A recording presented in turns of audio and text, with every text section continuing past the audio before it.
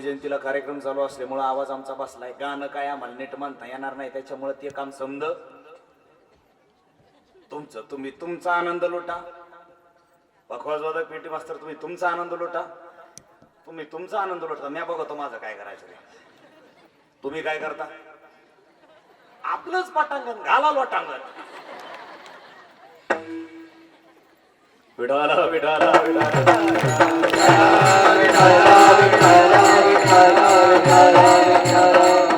जगद्गुरु तुकाराम महाराजांचा अभंग आहे. 4 चरणाचा अभंग आहे. धर्माचं पालन का करावं हे सांगणारा अभंग आहे. धर्माचं पालन कुणी करावं हे दर्शवणारा अभंग आहे. धर्माचं पालन कशा पद्धतीने करावं, किती करावं, कोणत्या वेळेला करावं, हर एक प्रश्नाचं उत्तर प्रत्येक अँगलनं उत्तर मिळणार असं संत जगद्गुरु तुकाराम महाराजांचा हा अभंग आहे. असं काय वाटलं असं जगद्गुरु तुकाराम महाराजांना की हा अभंग लिहावा? का त्यांच्या डोळ्यात एका त्यांचा धर्म भ्रष्ट होत असलेला त्यांनी डोळ्यांनी पाहिलाय?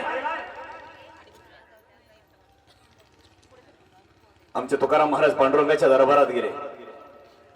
सगळ्यांनी शांत बसायचा, मस्त छान अजिबात बोलायचं नाही. कीर्तन झाल्यानंतर रात्रभर बोला, दिवसभर बोला. माता माऊली अजिबात टेन्शन घ्यायचं नाही, रिलॅक्स राहायचं. तुम्ही सगळे जेवण करून आले ना? हा, फराळाचं करून आले नाही? एकदम शांत, अजिबात आवाज नको. विठाला विठाला विठाला विठाला विठाला विठाला. आमच्या पांडुरंगाच्या दरबारामध्ये जगद्गुरु तुकाराम महाराज गेले. चालू दे तुमचा रावणाळा.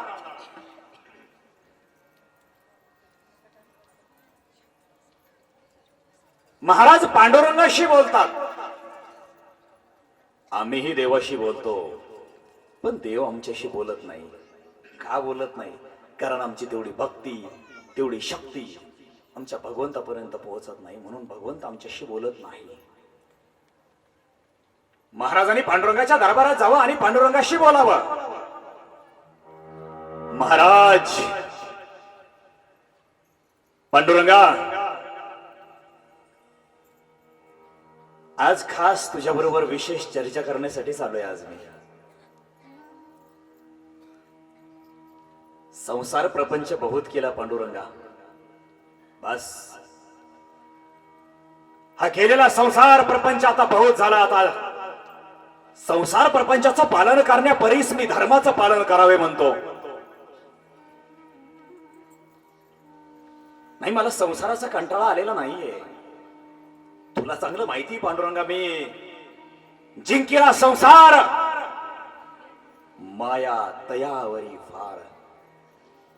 आणि जिंकलेला संसार लाताळण्याची सुद्धा ताकद माझ्यात आहे. आणि आम्ही तो लाताळलेला संसार केला षडउर्मीचा मार.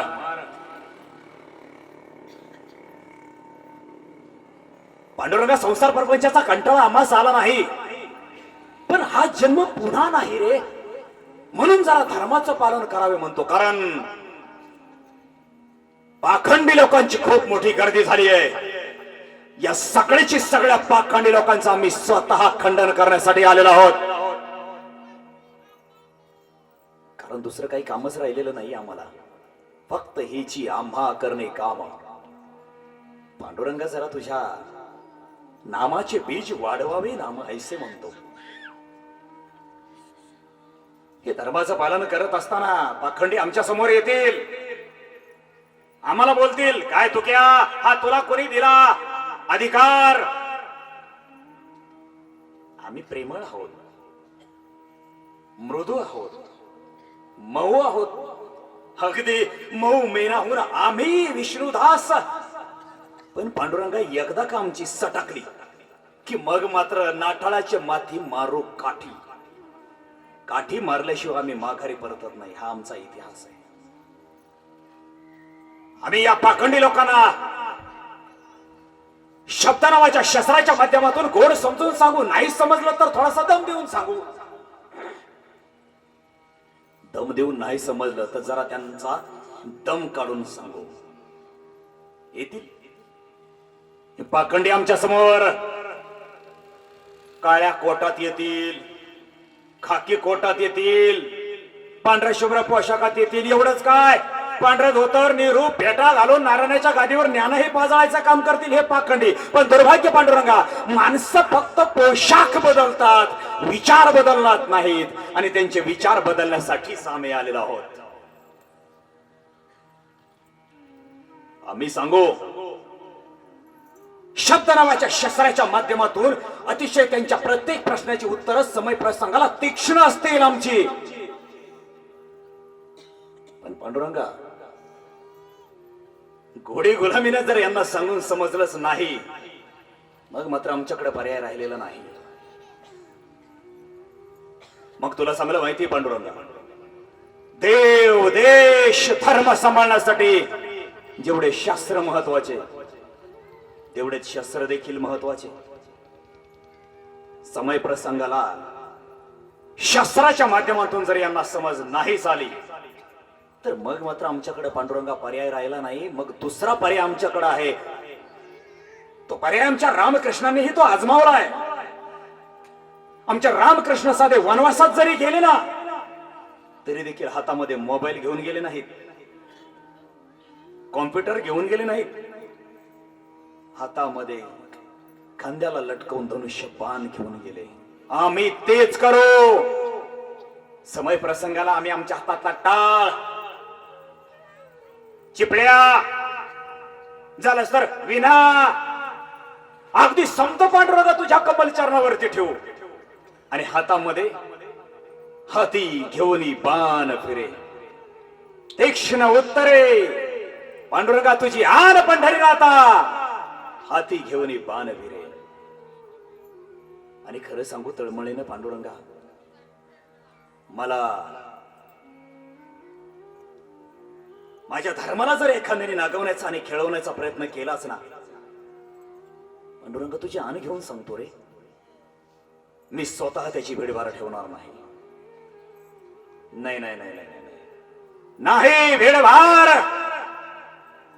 तुका म्हणे साना थोर का, कारण फक्त हेची आंबा करणे काम, बीज वाढवावे नाम. विढाला विढाला विढाला विढाला